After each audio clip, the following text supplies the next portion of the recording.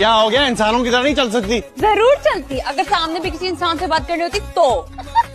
वो दरअसल आंटी वो मेरे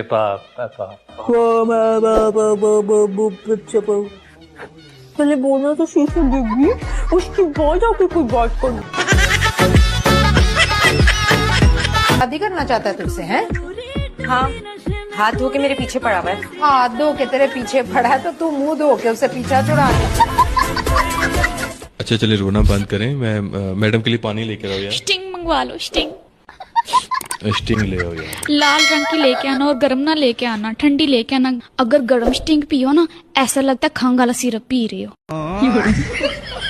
बता वे, ज्यादा हीरोइन ना बनाकर, तेरे टशन ही नहीं खत्म हो रहे हैं। अम्मा को तलाक हुई है, बेवा हो गई, तुम दोनों के दांत ही नहीं अंदर जा रहे। टूट मर गई, बेवा नहीं तलाक हुई है। अच्छा, अम्मा रंडवा हो गई है। अगर लड़कियां भी नमाज पढ़ने आती मस्जिद में तो आजकल के तमाम नौजवान 5 टाइम के नमाजी होते। क्या हम अभी नहीं जाते?